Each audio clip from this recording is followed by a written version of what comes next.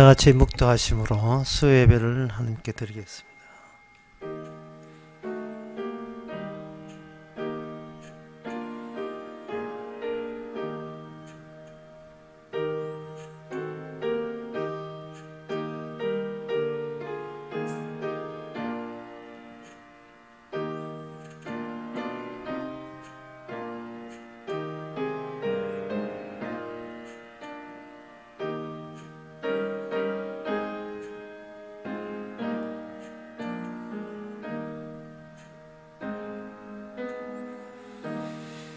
주는 나의 반석과 산성이시니 그러므로 주의 이름을 인하여 나를 인도하시고 지도하소서. 하나님 아버지, 우리는 맨날 우리 자신을 위해서 하나님이 도와주기를 바라지만 주의 이름을 위해서는 살아간 적이 없습니다. 이제부터 내 이름이 아니라 주의 이름을 위해서 이끌림을 받는 성도 되게 하옵소서. 예수님 이름으로 기도합니다. 아멘. 찬송가 256장 합시다.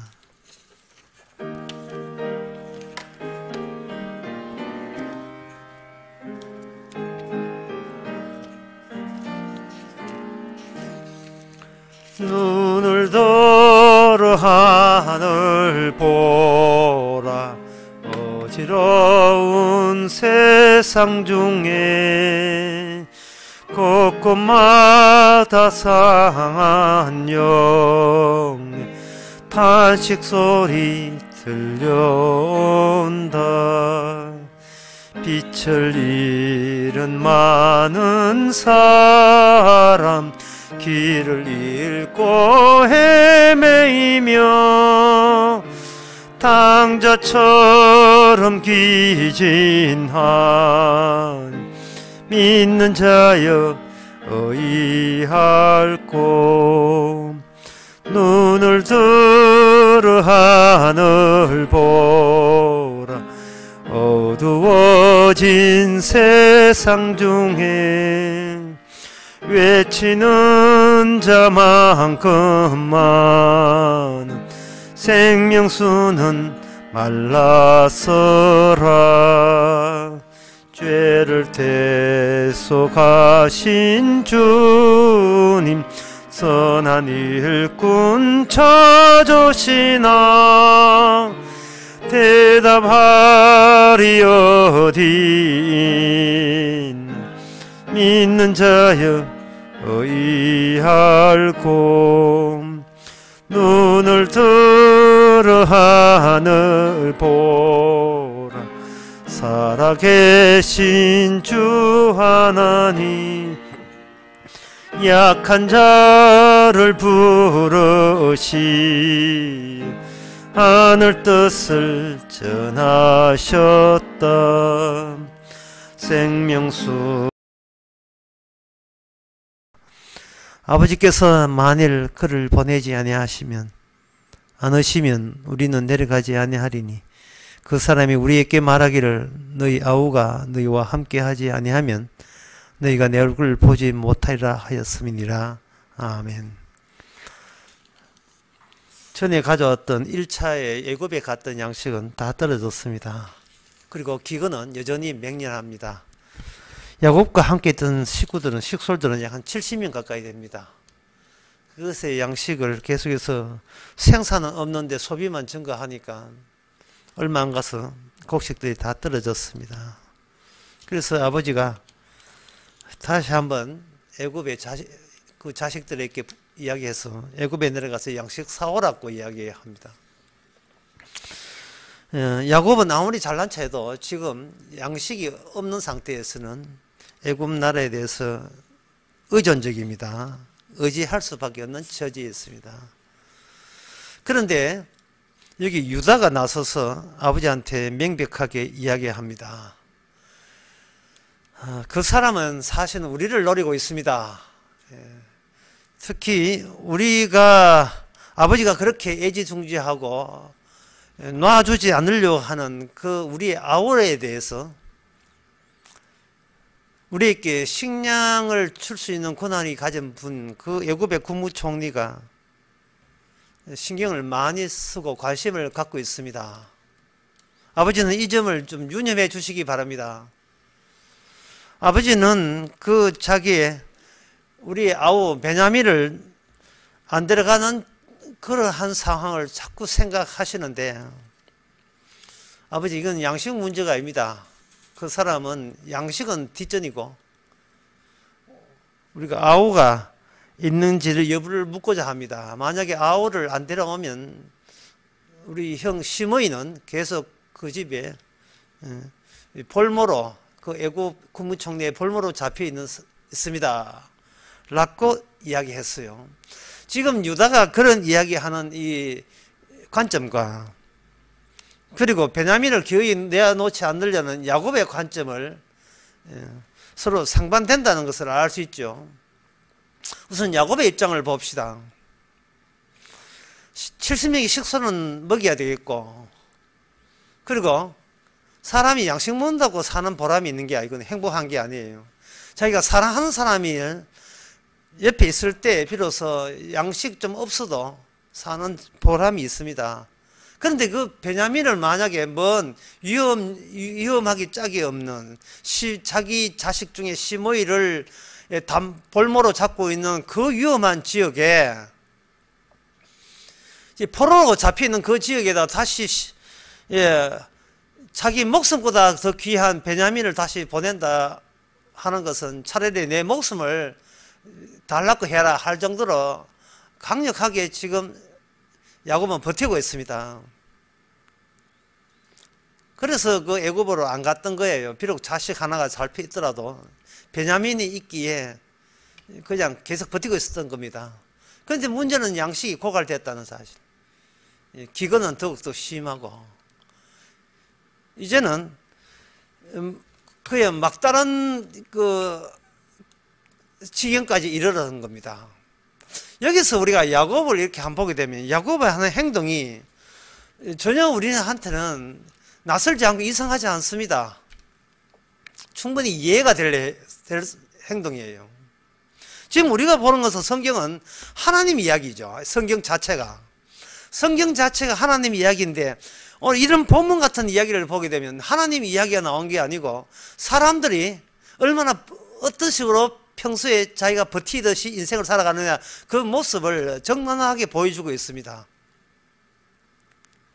양식이 없어 양식 사러 오라 했고, 유다는 저 양식 파는 사람이 우리의 돈이라 우리는 그러한 양심 같은 거 관심 없고 하나밖에 없는 그 베냐민을 눈으로 목격하고자 합니다 라는 그런 이야기를 했을 때, 이런 이야기가 설마 하나님의 이야기가 될 리가 없다고 생각하는 거예요. 평소에 일상에서 잘은 일어나지 않지만 그래도 일어날 만한 일이거든요. 이게 하나님이 어떤 분이냐, 또는 하나님이 어떤 생각을 갖고 있느냐, 또는 하나님은 어떻게 일을 하시느냐에 대해서 우리가 추상적으로 관념적으로 생각한다는 것은 이 일상에서 지금 작용하는 하나님의 일을 놓칠 가능성이 많아요. 하나님은 평소에 일상을 통해서 다 개입하고 있는데 우리는 내 편한 대로 내 원하는 대로 살아놓고 따로의 몇 푼의 헌금과 약간의 정성을 다하여 하나님 받으소서 하면 하나님께서 널쭉 받는 줄로 오해하고 있어요. 이 종교라는 게 이게 오락이 되어버렸어요. 문화 활동이 되어버린 거예요. 실생활 속에 하나님의 관여한 걸 모르고, 다시 말해서 야곱이 양식도 얻고 내 사랑하는 자식도 지키겠다 하는 이 야곱의 이 심성은 오늘날 우리 일반인들의 심성을 그대로 대변해서 보여주는 겁니다. 그런데 그게 잘못됐다는 거예요. 하나님께서. 쉽게 말씀드리겠습니다. 가정 화목하고 거기다가 TV나 김치냉장고나 전자레인지 가구 하나 들는 식으로 평소에 내 식대로 행복하게 가정 꾸리고 거기다가 하나님 예수님을 거기다가 가구 들듯이 하나 들어 놓으면 그게 하나님 보시기에 영광되고 아름답다고 사람들은 그냥 가볍게 생각하는 거예요. 평소에 우리 하는 대로 하고 거기다가 교회 다니기라든지 하나님 믿기, 예수 믿기를 하나 거기다가 더 보태는 겁니다. 그러면 이거는 죽어서 구원도 되고 평소에 행복한 우리 일상에 내 하는 식도로 내 행복도 보장도 받고 그렇게 생각하는 거예요. 그렇게 살아가지 않은 사람, 와, 정말 그런 사람은 찾기 힘들어요. 성경 자체가요, 너 기어이 신자 아니야, 그걸 전부 다 발각시키는 내용들입니다. 평소대로 행복 추구하고 거기다가 하나님 하나 더 추가해서 갖다 보태면 그게 신앙 가정입니까? 그래서 천국 가는 거예요. 누구 마음대로 가요? 야곱의 행동을 보게 되면 또 우리와 평소에 우리와 전혀 다를 바 없습니다. 챙길 것 다 챙기고 양식은 달라. 그게 뭐가 잘못됐는데 라고 야곱은 지금 강변하고 지금 유다한테 항변하고 있는 겁니다. 근데 성경이 이런 일상적인 이야기에 대해서 우리에게 이야기하는 것은 성경 전체를 보면 이렇습니다. 예수님과 우리를 비교하는 거예요. 우리는 나 자신과 비교하기 때문에 하등 자기 자신에게 문제 없다고 여깁니다. 그래서 복음 전하면 항상 반박으로 들려오는 게 내가 뭐가 죄인인데, 내가 뭐가 잘못됐는데 라고 이야기하죠. 예수님과 자기 자신을 비교할 줄을 몰라요. 예수님이 아주 훌륭한 분인 줄 알고 있어요. 예수님은 훌륭한 분이 아니고 내 것을 뺏어가시는 분이에요. 우리가 보통 옆집에 훌륭한 분 살면 그 사람은 그분대로 훌륭하게 살고 나는 나대로 훌륭하게 살고, 예, 그런 관계에서 저분은 훌륭하고 나는 저보다 좀 못하고 이렇게 정리가 되지요. 그런데 그분이 내 것을 뺏어간다면 그 사람은 훌륭한 분이 아니고 나쁜 분이에요. 지금 오늘 본문의 내용은 간단해요. 하나님께서 요셉을 통해서 야곱이 가장 애지중지한 것을 뺏어가려고 하는 겁니다. 이래도 하나님이 훌륭합니까? 안 빼앗기고 생사를 하겠다고요? 그거는 성경 자체가 그런 사람을 신자로 여기지를 않습니다. 배제해버립니다. 수십 차례, 수백 차례 이야기했지만 야곱은 홀로 있는 것이 아니라 야곱에게 하나님이 찾아온 하나님인데 그분이 야곱에게 약속을 줬어요. 언약을 줬다 이 말이죠. 그러면 언약을 주신 하나님과 그 언약을 받은 인간과의 어떤 관계냐? 그걸 우리가 나는 그거 몰라도 되지 않습니까? 하지 마세요. 그걸 모르게 되면 예수님을 엉터리 예수를 믿는 거예요. 예수님은 새 언약의 완성으로서 언약을 완성하시러 오신 분입니다. 따라서 새 언약 있기 전에는 구약에는 옛 언약이 있어요. 그걸 구약이라고 합니다. 옛 언약에서의 아브라함 언약, 이삭 언약, 야곱의 언약이 먼저 언약의 틀을, 형식을 만들어 놨어요. 그 형식에 보면 아브라함에게서 하나님께서 자기 아들을 뺏어갔습니다. 야곱에게는 야곱을 뺏어갔고요. 지금 야곱에게는 요셉을 뺏어간 거예요. 아브라함에게는 이삭을 뺏어갔고 이삭에게는 야곱을 뺏어가고 야곱에게는 요셉을 뺏어간 겁니다. 그 뺏길 때 시작도 없는 걸 빼앗겼습니까? 자기 목숨보다 더 귀한 것을 뺏어간 거예요. 그리고 그 아브라함을 뭐라고 하냐? 믿음의 조상이라고 하는 겁니다. 믿음의 조상이라고 하는 건 믿는 자의 표준적인 모델을 형성하고 있다. 그런 관계를 수립하고 있는 사람이에요. 그 틀, 아브라함에게 일어나는 그 틀을 반복해서 주어지지 아니하면 그건 신앙이라고 하지 말라는 이야기입니다. 하나님께 뺏기지 않으면 신앙이 아니에요. 다시 이야기할까요? 일상적인 가정 살고 전자레인지나 컴퓨터나 하나 돌려놓듯이 우리 가정에 그 교회에 있다는 그 하나님 예수님 갖다 들어오면 그게 신앙이 아니에요. 그건 취미생활이에요.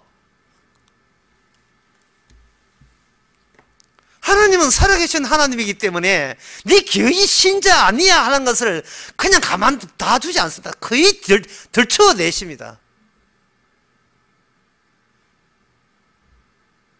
들춰낼 때 그 출발점이 뭐냐? 야곱부터 출발하는 거예요. 오늘 본문 같은 야곱의 모습은 우리 일상의 모습을 속 빼닮았어요. 양식도 챙기고 귀한 자식도 챙기고 하나님은 하나님도 따로 내 마음속으로 깊이 믿고 하나님을 존경하고 영광 돌리고 그건 뭐 그런 마음이야 뭐 다가오고 있죠. 얼마나 속 편하게 믿는지 모르겠어요. 문제는 하나님은 그 야곱을 가만두지 않는다는 겁니다. 왜? 기어이 하나님은 야곱을 구원해야 되기 때문에 그래요. 만약에 우리가 그냥 오락이나 취미생활을 한 것처럼 일상생활하고 하나님 하나 가구 들려듯이 들러가 이렇게 해버리면 그거는 그 사람은 영원한 가짜 예수, 노닥거리 예수와 더불어서 전혀 그 사람한테는 진짜 하나님을 아는 기회가 주어지지 않는 셈이 돼버려요. 성경이 왜 있느냐 하면은 가짜 신자와 진짜 신자를 구분하게 성경이 있는 겁니다. 그러면 교회에서 진짜 복음 성경 내용만 전하는 이유는 가짜는 좀 가둬 이 말이에요.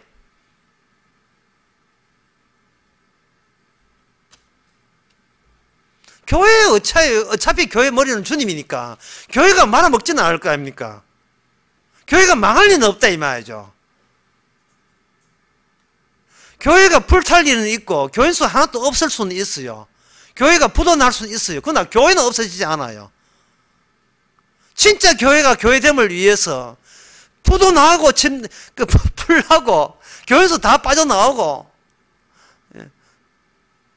그렇게 하시는 이유는 진짜 교회하고 그런 일이 있다 할지라도 진짜 교회는 멀쩡하다는 것을 알려주기 위해서 그런 일들이 벌어지는 겁니다. 교회는 하나도 없고 헌금 하나도 없고 왜 그런 현상이 나냐면 진짜 교회는 그 헌금과 교인수에 아무 구애받지 않는 걸 보여주기 위해서 그런 현상이 나는 거예요. 도대체 뭐를 보고 있는 거예요? 지금 무슨 생각을 하고 있는 겁니까?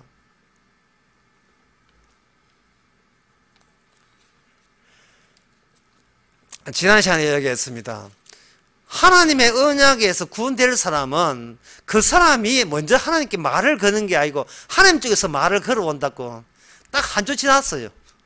일주일 전에 제가 여기서 말씀드렸습니다. 오늘 본문 같은 경우는 마찬가지입니다. 부지런히 요셉이 부지런히 지금 아버지 야곱에게 말을 건네오는 겁니다. 말을 건넬 때 그 건네는 그 내용이 뭐냐 하면은 아버지요, 아버지 자리에 연연하지 마시고 이 자리, 내 자리, 요셉 자리, 이 자리에 합류하소서. 지금 그런 내용을 가지고 아버지한테 이야기하는 거예요. 이걸 오늘처럼 말씀드릴까요? 안목이야, 네가 평생 네 노력해서 네가 열심히 해서 만든 네 인생이란 그 터전, 아파트, 네 직장, 네 명예, 명성 그 자리에 있지 말고 이 내 자리, 예수님이 십자자리에 오라고 하는 그 말 건냄, 그것이 바로 하나님의 천국 백성입니다. 그 외에는 천국 백성은 아니에요. 내 것으로 내가 즐거워하는 그걸 포기하게 만듭니다. 야곱의 입장에서 이 베냐민을 놓지 않으려 하는 이유를 우리가 충분히 이해할 만합니다. 왜냐하면 요셉은 가장 귀했던 사실은 요셉은 죽었거든요. 야곱에게 있어서 그 대타로 지금 베냐민 붙들고 있는 겁니다. 그 잃어버린 요셉에다가 치고 베냐민을 잡고 있는 거예요.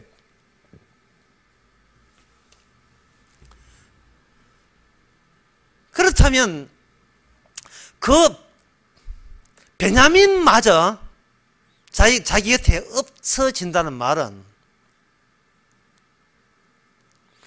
이것은 뭐냐 하면 야곱 본인이 이야기한 것처럼 차라리 내가 참 죽어버릴란다 하는 그런 고백할 정도로 끈끈하게 연결되어 있어요.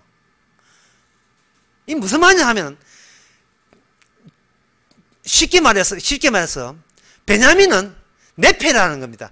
나는 내 편인데 베냐민이 있으면서 내 편 되는 내가 즐겁다는 거예요.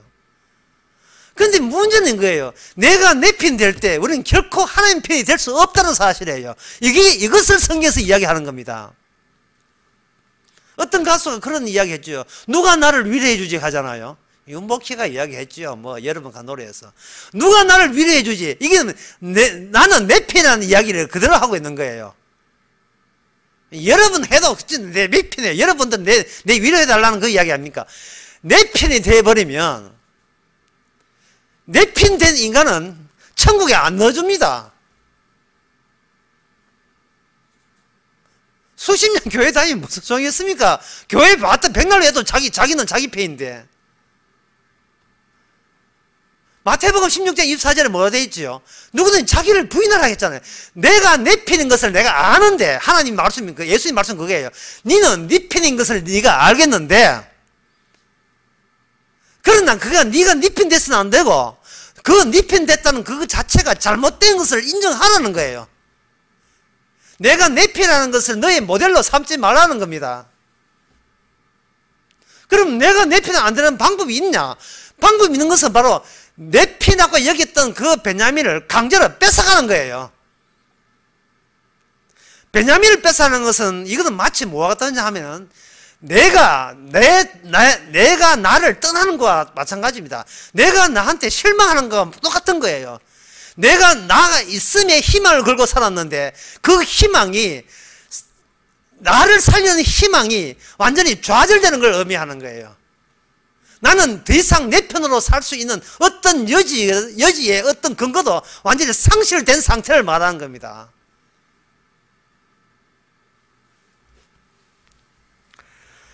이러한 점을 아버지 야곱이 그렇게 버티고 있으니까 유다가 9절에서 뭐라고 이렇게 이야기합니다. 내가 그의 몸을 담보하리니, 다시 말해서 담보하리니, 이 말은 뭐냐 하면, 아버지요, 내 베냐민 데려가야 되겠습니다. 그래야 우리 가족 다 삽니다. 못 간다, 못 데려간다. 그러면 아버지 베냐민을 내가 귀한 줄 알기 때문에 차라리 내 자식을 아버지의 담보로 내놓겠습니다. 이 담보란 담보물 나와요. 내가 그의 몸을 담보하리니 아버지께서 내 손에 그를 물어서서 내가 만일 그를 아버지께로 데려가다 아버지 앞에 두지 아니하면 내가 영원히 죄를 지으리다. 이렇게 이야기합니다.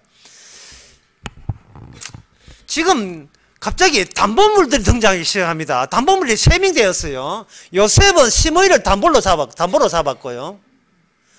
아버지는 베냐민을 담보로 잡고 있고, 자기를 행복을 위해서, 자기 인생의 낙을 위해서 베냐민을 담보로 잡고 있고, 유다는 그 담보를 뺏어오게 해서 내 자식을 죽을 자로 담보로 아버지 손에 맡기겠습니다 라고 3명의 담보자가 갑자기 출몰해 버렸어요.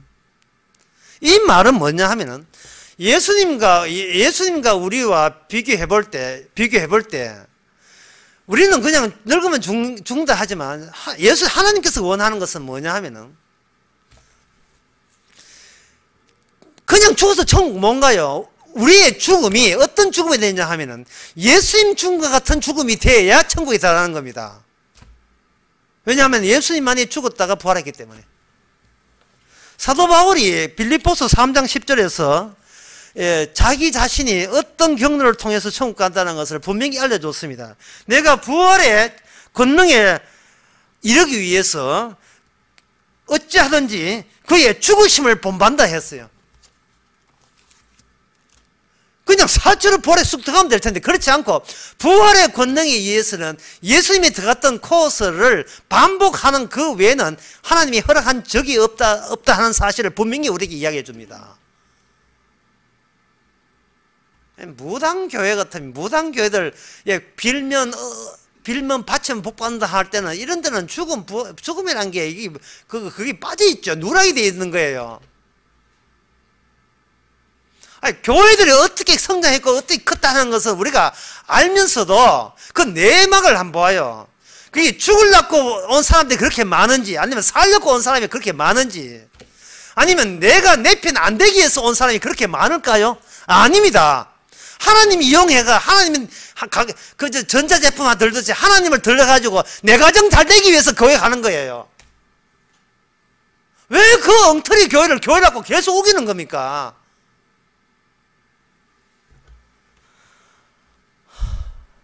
간판에 뭘 뭔가로 대한 예수의 장래 그 간판에 몇십만 원 주면 몇만 좀 다 해주는데요. 성경을 봐야죠.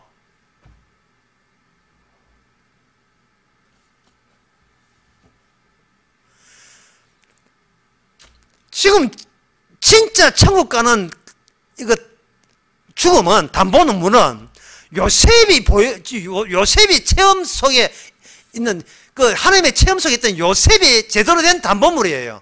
요셉 자신이. 아버지 야곱이 구원받으려면 요셉 자리에 합류가 돼야 됩니다.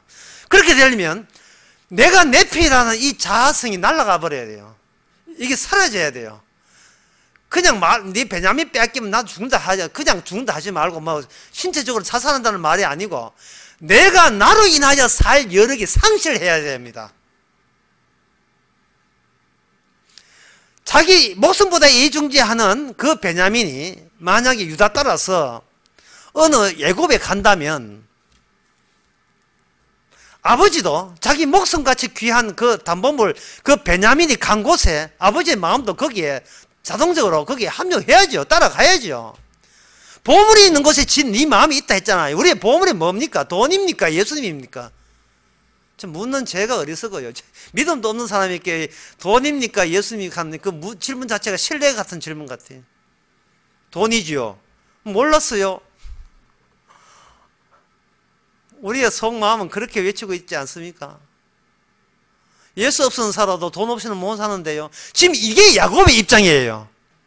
그 야곱하고 우리가 똑같다니까요. 그런데 강제로 주님께서 언약적으로 요셉으로 하여금 계속해서 요셉은 자기의 정체를 숨기고 계속해서 야곱에게 말을 걸어옵니다. 다시 말해서 너 자신의 자리에서 안 떠나고는 못 베기게 만들어버려요. 내가 내 피 끝까지 내피내고 싶다는 그 고집에서 그게 탈피되도록 찢어져서 거기서 기 나오도록 만들어내는 겁니다. 얼마나 고마우신 하나님이십니까? 더 이상 내가 내핀될 하등의 가치가 없음을 스스로 알아야 돼요. 기근이 왔다는 자체가 우리가 죽으라고 기근이 주어졌으니까.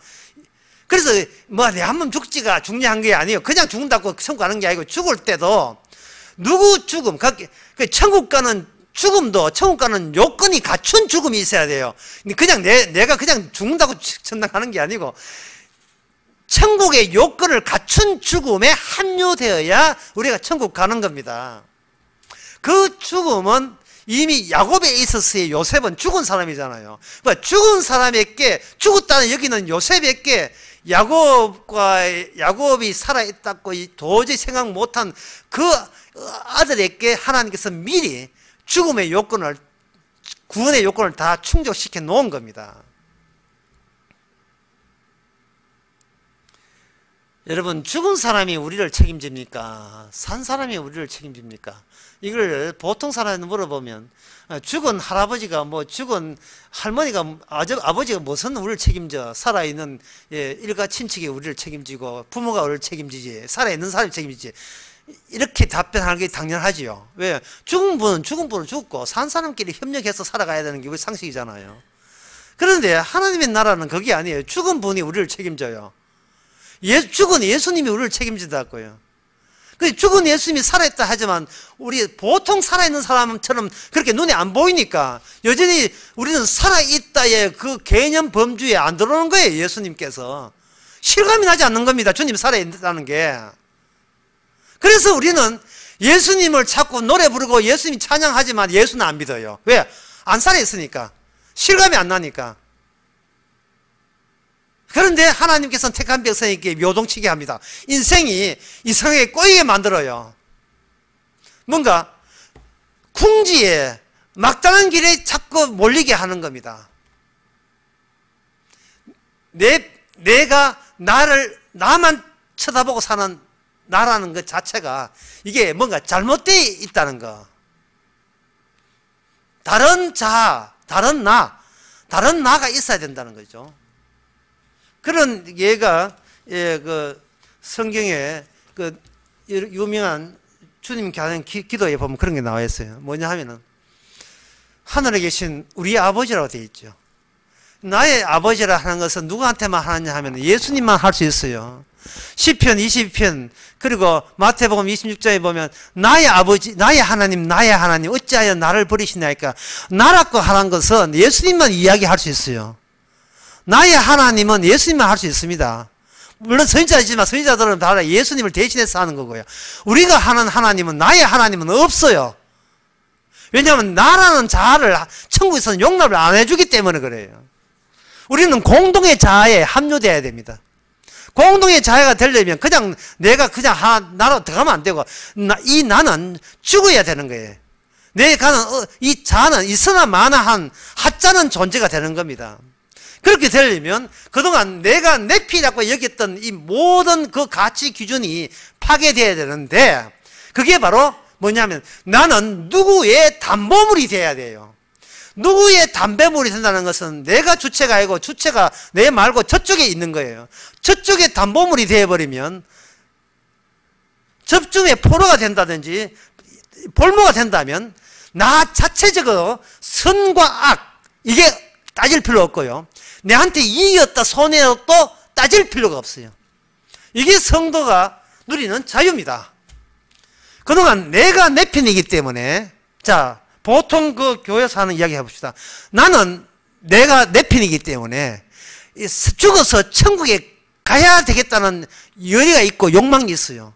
그러면 내가 내 편이고 나를 기어이 천국 보내려면 내가 나한테 가장 좋은 것과 귀한 것, 아름다운 것, 경건한 것, 거룩한 것 다 나에게 집어넣어 줘야 돼요. 그렇게 되면 우리는 항상 뭘 따지냐 하면 선과 악을 계속해서 계산하지 않을 수밖에 없어요. 그리고 그 선과 악은 그냥 선과 악으로 그치는 것이 아니고 내가 어떤 선을 했을 때 어떤 이득이 왔느냐, 내가 어떤 악을 했을 때 어떤 손실이 왔는가, 항상 이익과 손실을 늘 쫓기듯이 고민할 수밖에 없는, 그러니까 휘둘리는, 누구한테 이렇게 누가 따라오는 것 같은 그런 불안정한 정서를 가지고 살아갈 수밖에 없습니다. 50년 신앙생활을 해도 51년째 개판돼 끝나잖아요. 60년째 신앙생활을 해도 60인 그 다음에 하루에 뭐 잘못돼 보면 와라락 다 내려가잖아요. 아직도 우리가 우리를 쥐고 있으려 하는 겁니다. 꼭 야곱 같아요. 베냐민을 내가 쥐고 있겠다는 겁니다. 그러나 요셉은 베냐민을 가져라. 베냐민은 요셉의 볼모로 잡겠다는 겁니다. 아버지를 유인하고 아버지를 이 요셉이 경험한 하나님의 죽음의 체험에 동참시키기 위해서 거의 요셉은 자기 동생을 볼모로 잡으려고 하는 겁니다. 왜? 거기에 따라 아버지와 형제들이 다 따라올 것이 분명하기 때문에. 그런데 지금 문제는 그러한 요셉의 의도를 야곱은 지금 모르고 있는 거예요. 왜? 이미 죽었으니까. 마치 오늘날 우리와 같아요. 예수님의 의도를 모르는 이유가 예수님이 이미 죽은 분이니까, 우리한테는 죽은 분이니까, 살아서 눈에 안 보이는 분이니까 모르고 있는 거예요. 그런데 하나님께서는 주님께서는 모르고 있는 상황에서 주님께서는 계속 무엇을 이슈화 시키느냐 하면은, 무엇을 부각시키느냐 하면은, 너가 나처럼 하나님의 언약의 볼모가 되지 않으면 너는 구원 없다를 계속 각인시키는 식으로 주께서는 모든 상황을 강제로 이끄시는 겁니다. 가자! 자기를 부인하고 자기 십자가를 지고 나를 따르라. 마태복음 16장 24절의 말씀. 이것을 현실화시키는 겁니다. 그러면 그걸 따라가는 건지 안 가는지 내가 어떻게 하느냐. 바로 아까 이야기한 거 바로 선과 악에 대해서 구애받지 아니하고, 그 다음에 이익이다 손해다를 따질 필요가 없는 거예요. 왜냐하면 우리는 주님의 볼모이기 때문에. 그 주님의 볼모란 말을 달리 이야기하면 로마서 12장의 말씀으로 그걸 대신할 수도 있어요. 로마서 12장 1절의 말씀, 이런 말씀이 있습니다. 그러므로 형제들아, 내가 하나님의 모든 자비하심으로 너희에게를 권하노니 너희 몸을 하나님이 기뻐하시는 거룩한 산제사들을, 하나님 기뻐하는 산제사, 네가 제물이 되어라, 이 말입니다. 로마서 그 뒤에 부분에도 사도 바울은 말하기를 내가 이방인으로 하여금 내가 이방인을 제물로 드리는 그 직무를 성령 안에서 행했다고 로마서 15장 16절에 보면 나와 있습니다.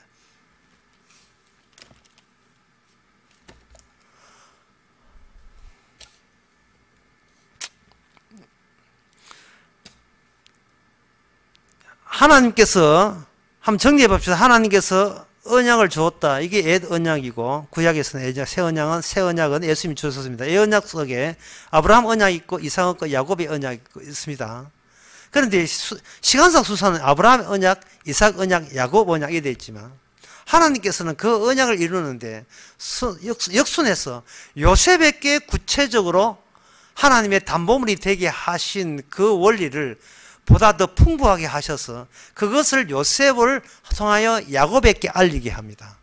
야곱에 알리고 이삭과 아브라함이 했던 아주 다소 단순해 보이는 그 일 속에 요셉같이 복잡한 담보물로의 그 내용이 더 확대되게 하죠. 그냥 아브라함께서는 이삭을 바쳐라, 모리아산에 바쳐라. 간단한 문제지만 요셉에게는 그렇게 복잡한 문제가 있어요. 어떤 복잡한 문제 하면 단순히 담보물이 아니라 그 담보물이 다른 담보물을 포섭을 한다는 거예요. 포섭을 해서 자아를 버리고 공동 자아에 같이 합육해 하는 겁니다. 나의 하나님이 아니고 우리의 하나님 되게 하시는 거예요. 그러면 예수님은 어떠냐? 예수님은 자발적으로 죽음이나 소굴의 담보물이 자발적으로 담보물이 되셨어요. 아버지를 인하여.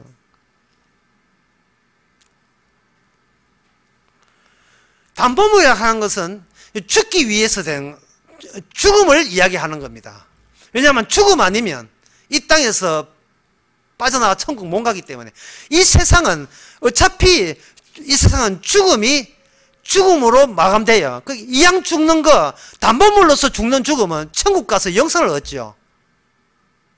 따라서 예수님께서는 그 통과하는 길, 예수님 자신이 길이라고 했으니까 그 길을 바로 나의 죽음만이 영원한 부활이 이른다, 영생이 이른다는 걸 보여주기 위해서 예수님이 친히 담보물로 오셨고, 그리고 그 예수님께서 성령을 통해서 우리를 하여금 나의 하나님에서 우리의 하나님으로 전환시키기 위해서 예수님의 자신의 죽음을 우리에게 죽음으로 가지고 우리에게 말을 건네지요. 이 말은 그거 뭐냐 하면은 네가 하나님의 노예, 하나님의 볼모가 되지 아니하면, 만약에 하나님의 담보물이 되지 않는 사람은 그게 어떤 존재든, 대통령, 국회의원, 어떤 존재든 그거는 하찮고 시시한 거예요.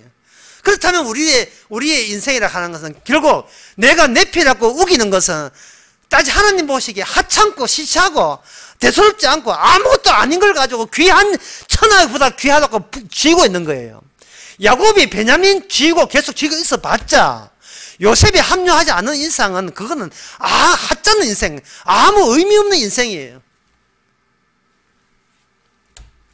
하나님께서는 유다를 통해서 아버지께 통보시키는데 왜 그 아들 루벤을 통해서 하지 않고 왜 시므이 레이를 통하지 않고 넷째 아들 유다를 통해 하느냐.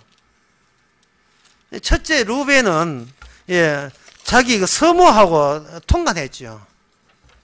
그래서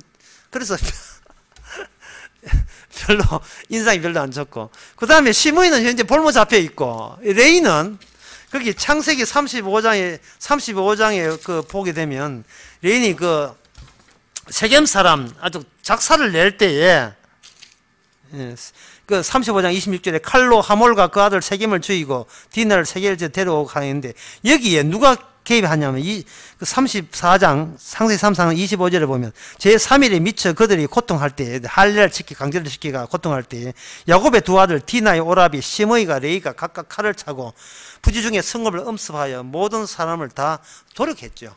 아주 잔인하게 죽였어요. 성격이 예시 자기 편에 보면 자기 편.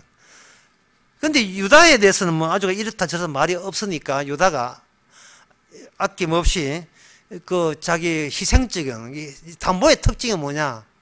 열심히 일하는 게 아니고 자신에서 희생하는 걸 담보물이라고 합니다.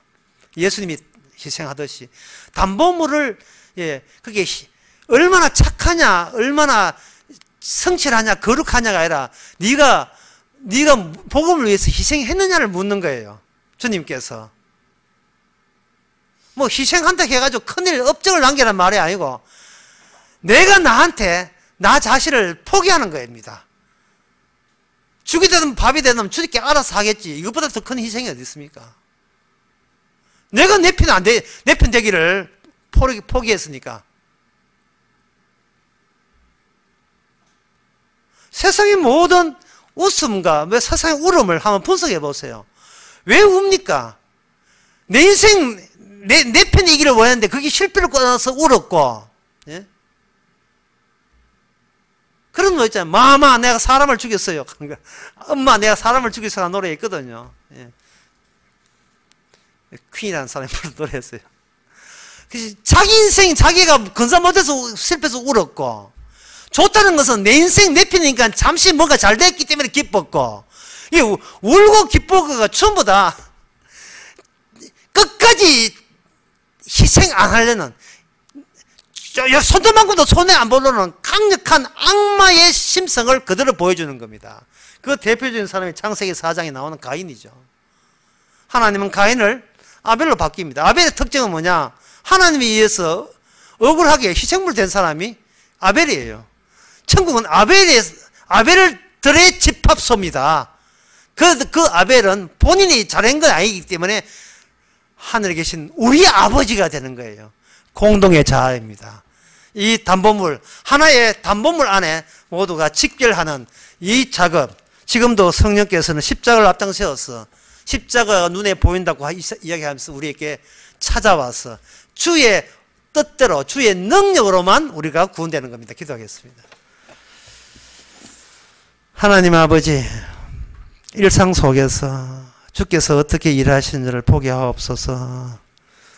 하나님 예수님 이름 부른다고 신자가 아님을 명심케 해주시고, 지금도 주어진 모든 것이 내 일이 아니고 주의 십자가와 관련된 일로 우리가 보내게 있다는 것을 알게 하옵소서. 예수님의 이름으로 기도합나이다. 아멘. 찬송가 275장 합시다.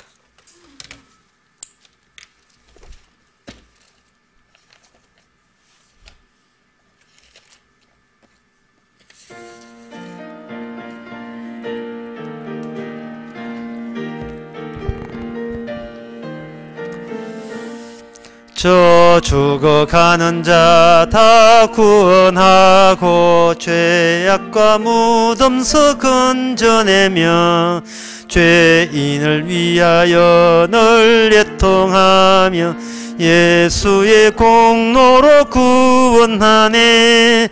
저 죽어가는 자 예수를 믿어 그 은혜 힘입어 다 살겠네.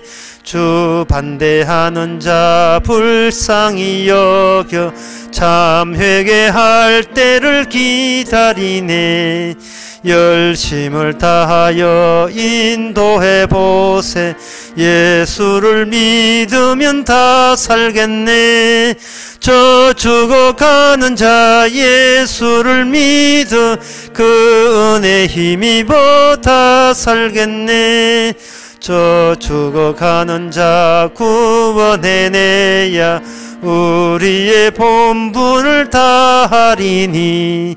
예수의 구원을 전파할 때에 그 크신 능력을 다 주시네.